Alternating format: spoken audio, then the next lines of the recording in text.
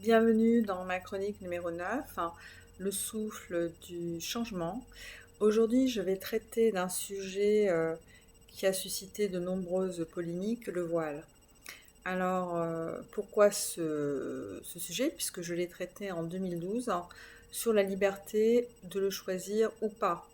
Alors, le voile, c'est quoi? C'est une étoffe, c'est une pièce d'étoffe qui va recouvrir et dissimuler toute une partie du corps ou qui va couvrir les cheveux, le visage. On peut le porter pour des questions religieuses ou rituelles. Par exemple, en Espagne, on porte ce qu'on appelle la mantille, cette mantille est faite en dentelle. Il y a des voiles aussi, comme le talit, le voile dit islamique, on appelle islamique maintenant, ou le voile intégral. Alors, c'est un marqueur triple de l'appartenance, puisque c'est une appartenance à un sexe, une religion, mais aussi une culture. Voilà, ça peut valoriser ce qu'on appelle un islam pur. Or, dans le Coran, il n'est nullement marqué que la femme doit être voilée euh, vraiment dans le texte. Il est recommandé qu'elle se couvre, mais voilà. Alors, moi, je pense que c'est plutôt un accessoire pratique, un signe de distinction sociale qui peut être un signe de pudeur, voire même de séduction dans certains cas de figure. J'en veux aussi, par exemple, le port par certaines femmes de fichus, que ce soit en Sicile ou également dans des villages assez éloignés, dans des villages corses. Donc il y a aussi dans la religion chrétienne une façon voilà, de se couvrir. Par exemple, on ne va pas à Saint-Pierre, on pénètre pas à Saint-Pierre, dans l'église de Saint-Pierre. Au Vatican, on ne peut pas arriver les épaules dénudées, c'est totalement interdit. Donc j'avais écrit un poème qui s'appelle Soraya, qui traitait justement de cette, pas problématique, parce que c'est loin d'être une problématique, mais de ce sujet qui... Voilà, donc tiré du miroir des âmes, qui doit être édité normalement, puisque la maison Edilive a été rachetée par Hachette, mais j'ai pas donné encore mon accord pour cette réédition. Le poème s'appelle Soraya.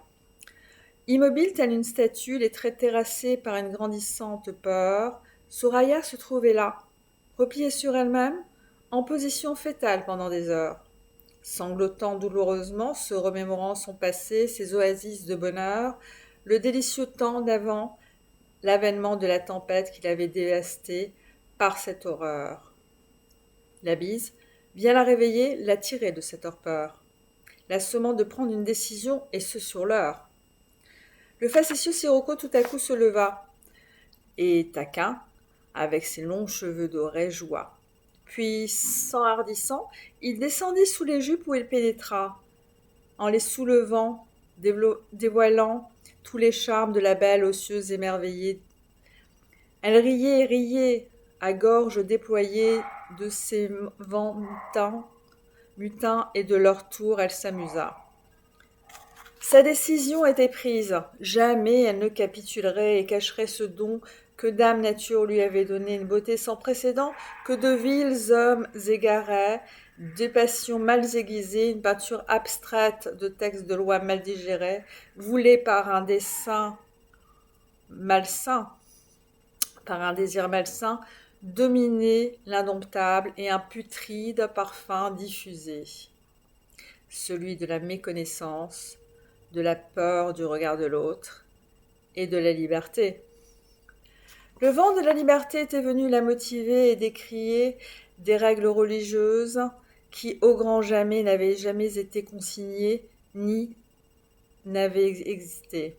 Non, sa différence, sa beauté, son identité sous un voile intégral, jamais elle n'accepterait de les dénier, renier, voire même dissimuler. Rien n'arrêterait désormais sa marche vers la liberté.